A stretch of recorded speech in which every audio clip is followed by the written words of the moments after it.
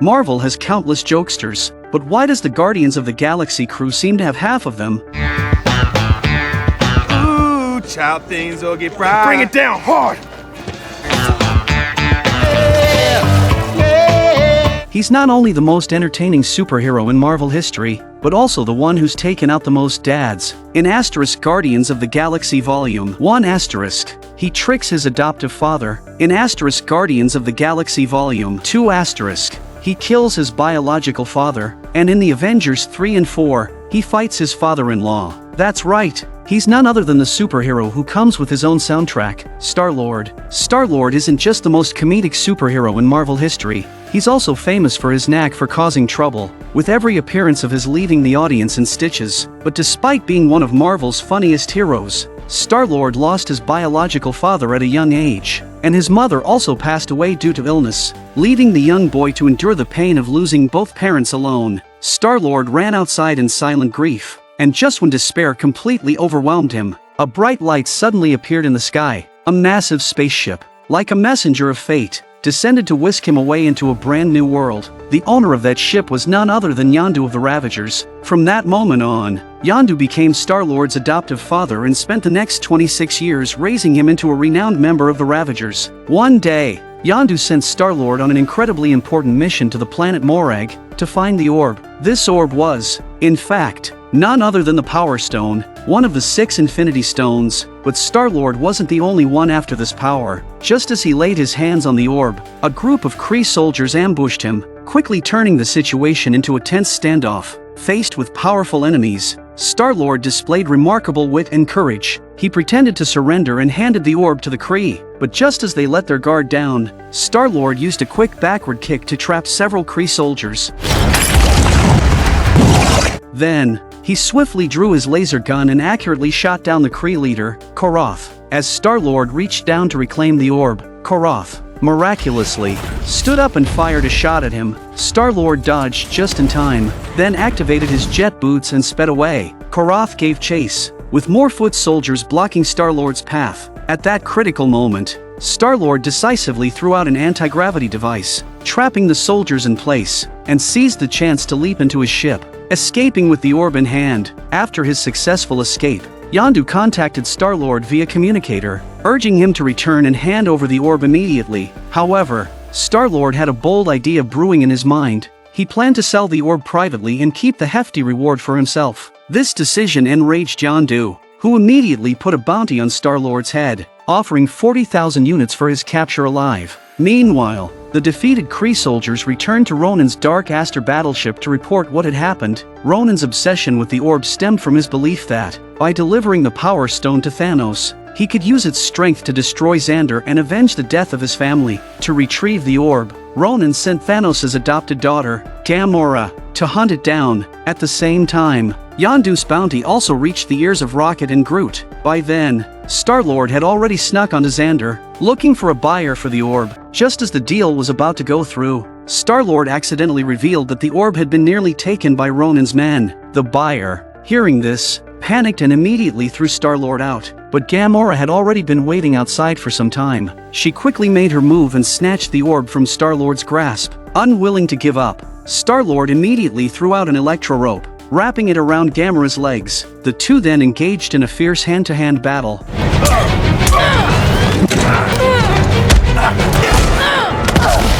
Just then, Rocket and Groot arrived just in time. Groot used his branches to tie Gamora up, while Star-Lord took the opportunity to grab the orb and flee. However, Gamora quickly freed herself and launched a counterattack, striking Star-Lord's hand with a knife, causing the orb to slip out of his grasp once more and into hers. At the critical moment, Star-Lord, with lightning-fast reflexes, snatched the orb back and sent Gamora flying. Just when Star-Lord thought victory was his, Groot suddenly pulled out a sack, stuffed him inside, and prepared to cash in on the bounty. Seeing this, Gamora charged again, fiercely attacking Groot in an attempt to take the orb from Star-Lord. Just as she was about to succeed, Star-Lord stunned her with a blast from his gun. Free from his restraints, Star-Lord took off running, but Rocket shot him with a laser cannon, knocking him down. At that perilous moment, Xander's Nova Corps arrived, arresting the group for endangering public safety and transporting them to the heavily guarded KYLN prison. Inside the prison were all sorts of bizarre characters, each with unique skills or secret pasts. In the prison, a burly inmate took a keen interest in Star-Lord, but luckily, Groot stepped in just in time to stop his inappropriate intentions, while Rocket quickly established his authority in the prison with his wit and eloquence. This one here's our booty! They became the top dogs inside. However, the prison atmosphere remained tense because of Gamera's past ties to Ronan, whose actions had led to the deaths of many inmates' families, including Drax the Destroyer. Their hearts burned with hatred for Gamora and Ronan, waiting for the right moment to exact their revenge before they could act. Though, Gamora easily subdued them with her combat skills and made it clear she had long since betrayed Ronan. Though Drax and the others were still bitter after hearing this, they had to temporarily set aside their hatred as the situation was not in their favor. But in the next moment, Drax ambushed Gamora, trying to avenge his family. Luckily, Star-Lord stepped in just in time to stop Drax. She betrayed Ronan. He's coming back that to me. And when he does, that's when you... Why would I put my finger on his throat? What? Oh, no, it's a symbol. This is a symbol for you slicing his throat. I would not slice his throat. I would cut his head clean off. It's a general expression for you killing somebody. You've heard of this. You've seen this, right? You know what that is. Yeah. Everyone knows. No. After hearing Star-Lord out, Drax decided to spare Gamora for the time being. Gamora then revealed a crucial piece of information. A buyer was willing to pay 4 billion units for the orb. If they could escape the prison with the orb, they could split the fortune. This news excited Rocket and the others, and they began plotting their escape. They had Groot suddenly rip out the prison's power system, plunging the entire facility into chaos. The prison guards' drones swarmed into attack, but Groot, with his incredible strength and durable bark, not only fended off the drone assault but also escalated the chaos in the prison. Without a weapon, Rocket hid behind Groot, looking for a chance to strike back. Drax, at a key moment, chose to join them in fighting their enemies.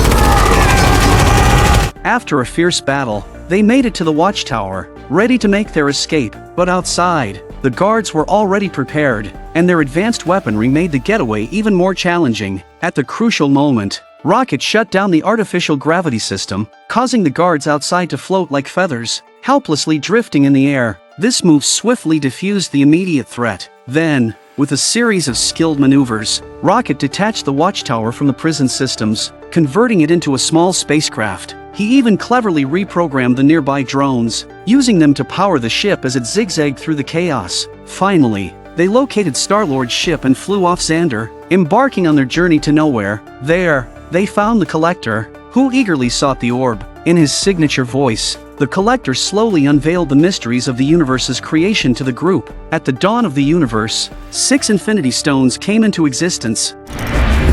Then the universe exploded into existence, and the remnants of these systems were forged into concentrated ingots. Infinity Stones. These stones, it seems, can only be brandished by beings of extraordinary strength. Observe. These carriers can use the stone to mow down entire civilizations like wheat in a field. There's a little pea coming out of me right now. Once for a moment, a group was able to share the energy amongst themselves, but even they were quickly destroyed by it. Beautiful. Beyond compare. Blah. We're all very fascinated, Whitey, but we'd like to get paid. How would you like to get paid? And within the orb before them lay the Power Stone, containing the power to destroy entire worlds. Each of these stones contained enough energy to obliterate a planet with ease. but the allure of such power quietly corrupted the mind of the collector's servant, Karina. Unfortunately, she vastly underestimated the power of the gem. In an instant, the uncontrollable energy surged over her like a tidal wave, consuming her completely. In the end, Karina was reduced to nothing. Amid the explosion shockwave, Groot instinctively grabbed Rocket and carried him to safety. When the dust settled, the collector also collapsed helplessly on the ground of the laboratory. They were all amazed at the terrifying power of the gem. Gamora quickly rushed forward and sealed the orb, as if she were locking away an ancient curse. Peter, listen to me. We cannot allow the stone to fall into Ronin's hands. We have to go back to your ship and deliver it to Nova. Right, okay, I think you're right. As the group began discussing how to deal with this dangerous artifact, Ronin's army approached like a looming storm cloud. It turned out that Drax, desperate to take down Ronin, had secretly leaked their location, but Ronin didn't care about Drax's sights were set on the orb. Seeing this, Drax attempted to attack Ronin from behind, but the vast difference in strength saw him swiftly defeated, with Ronin sending him flying with a single punch. Recall killing your family. I doubt I'll remember killing you either. In the end, Ronin mercilessly tossed Drax into a chemical pool. Luckily, Groot acted quickly, extending his sturdy branches to pierce Drax's chest and pull him back from the brink of death. Meanwhile, Thanos' other adopted daughter, Nebula, was hot on their tail, determined to retrieve the orb. However, the flying machine Star-Lord and the others were driving was just a simple workboat with no weapons. At this critical moment, Rocket, with his extraordinary courage and driving skills, directly controlled the flying machine to crash into Nebula's spaceship.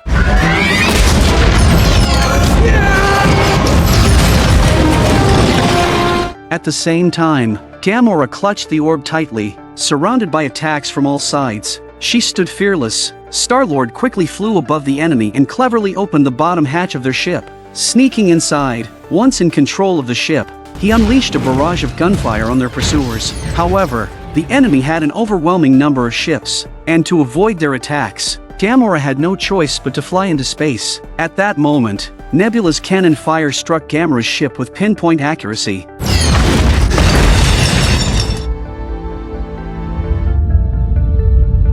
causing her to lose its protection and leaving her floating helplessly in the vastness of space. Meanwhile, the orb was seized by Nebula. Star-Lord, watching Gamora drifting in space, was filled with both sorrow and determination. In an effort to save Gamora, Star-Lord made the bold decision to reveal his location to Yondu, who was still hunting him down. Star-Lord then donned his oxygen mask and fearlessly launched himself into space. Finding Gamora, he placed his mask on her to save her.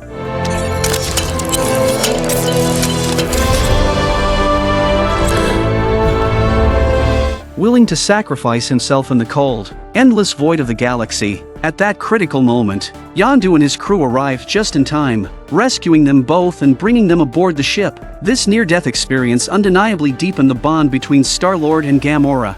Quill, what happened? I saw you out there. I don't know what came over me, but I couldn't let you die. I found something inside of myself. Something incredibly heroic. I mean, not to brag. Objectively. Where's the orb? Well, they got the orb. What? But sweet moments never last. The Ravager's sudden arrival shattered their brief peace. Furious at his wayward adopted son's betrayal, Yondu erupted in anger, hurling curses and even drawing his sharp Yaka arrow, aiming it at Star-Lord.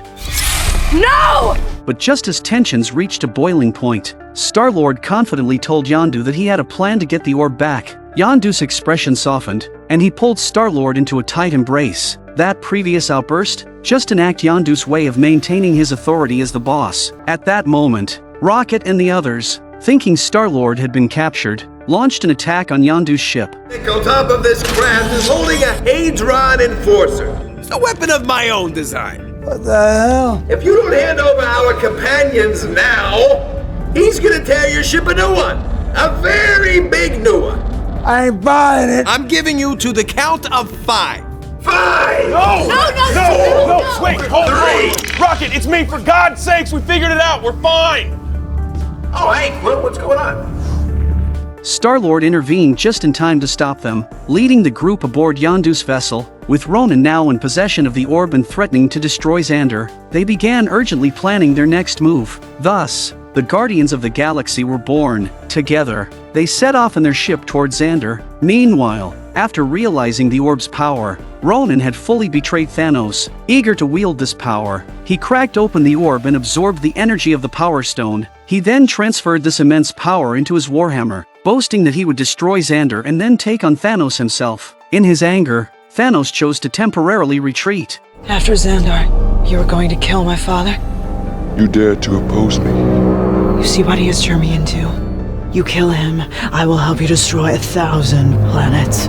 Ronan, piloting his warship, headed straight for Xander. As they approached the planet, they unexpectedly encountered Yondu and his fleet. Without hesitation, Yondu ordered his crew to open fire, and a fierce battle erupted between the two ships. However, Ronan's ship had an unusually strong shield, making Yondu's energy cannons ineffective. They quickly changed tactics, circling beneath Ronan's ship to launch a concentrated attack from below. After a relentless barrage, cracks finally began to appear in Ronan's shield. Seeing this, Nebula immediately dispatched her fighters to engage.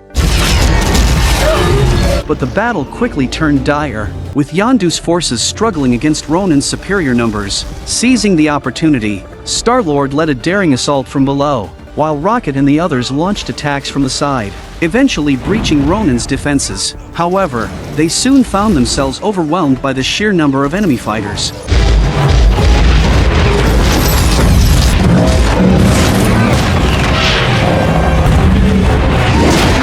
No more games with me, boy!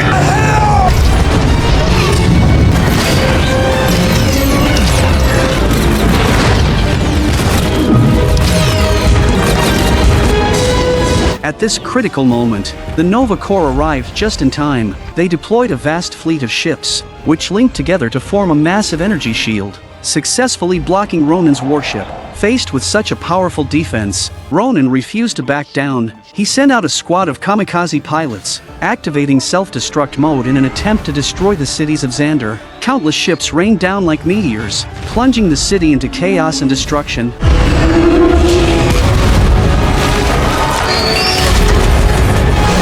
Meanwhile, Yondu's fighter was hit during the battle and crashed to the ground. Going down, Twill! No more games with me, boy! I'll see you at the end of it! Yet, Yondu didn't give up. As soon as he stood up, he was surrounded by Ronan's soldiers. Without hesitation, Yondu drew his Yaka arrow, ready to fight. Enough nonsense, Ravager! Time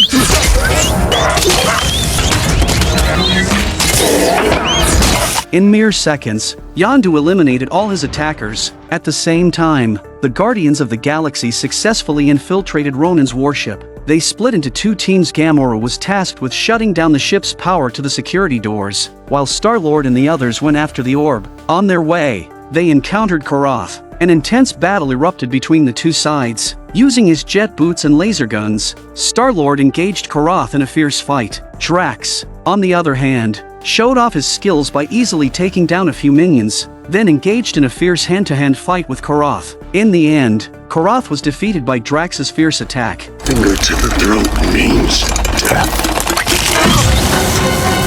But their victory was short-lived as more enemies swarmed in. At that crucial moment, Groot stepped up. He extended his long arms, wrapping them around the enemies like a giant serpent, and with a powerful swing from side to side, effortlessly defeated them all. Meanwhile, Ronan used the power of the stone to destroy the Nova Corps' defensive shield, wiping out countless ships in an instant. On the other side, Gamora and Nebula were locked in a fierce close-quarters battle.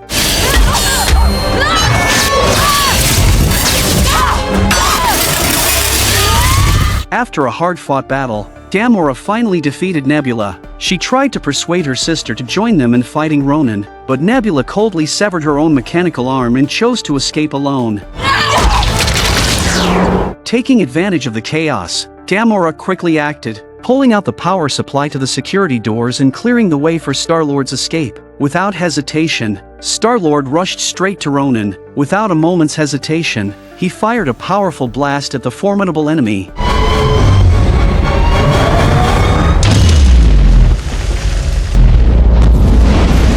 who was empowered by the Power Stone. But to Ronan, the attack was nothing more than a minor annoyance. With a casual lift of his massive hammer,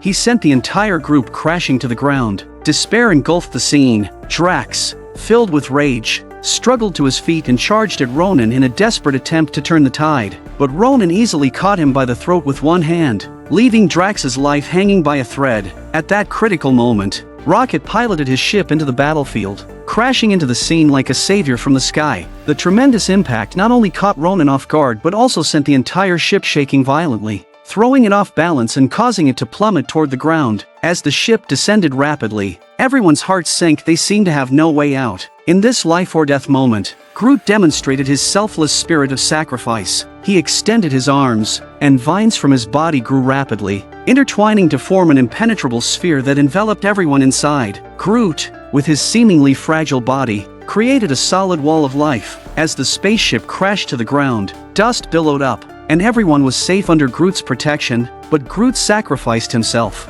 Rocket gazed mournfully at Groot's shattered remains. At that moment, Ronan emerged from the wreckage of the ship.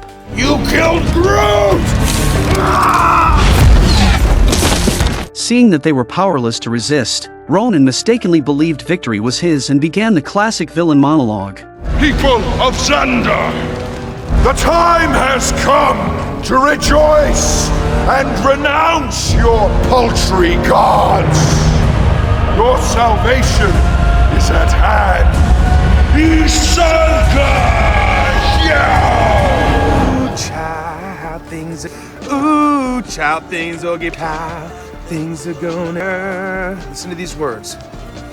Ooh, child, it easier. Then bring it down hard.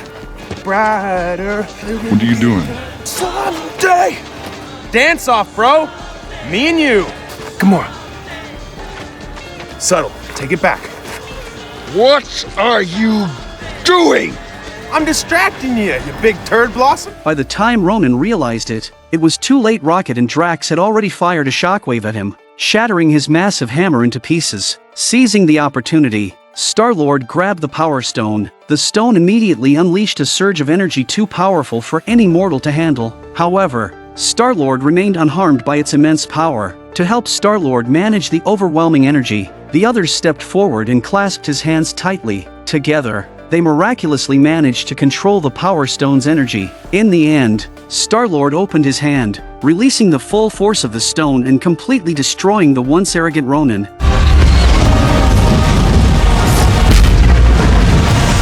With the crisis averted, Gamora quickly covered the Power Stone with the orb, successfully neutralizing the threat, saving Xandar in the process. At that moment, Yondu approached, demanding the orb containing the Power Stone. Reluctantly, Star-Lord handed it over, but not without warning Yondu not to open it. In reality, it was a fake orb. The real one had already been entrusted to Xandar for safekeeping. The Nova Corps commander later informed Star-Lord that during his last capture, they had discovered that his bloodline contained celestial DNA, which explained how he was able to wield such immense power. Soon after, the Guardians of the Galaxy boarded their newly repaired ship and set off on a new journey. Though the Guardians had successfully protected Xandar this time, it wouldn't be long before Thanos came to destroy the planet in pursuit of the Power Stone. Elsewhere, Yondu, still curious, opened the orb he had received, only to find out it was yet another fake. But despite the deception, Yondu wasn't angry. Meanwhile, Rocket was nurturing a new sapling from Groot's remains, and they began a new life filled with laughter and adventure. The movie ends here. Follow me for more insights into Marvel movies. The next episode will be even more exciting.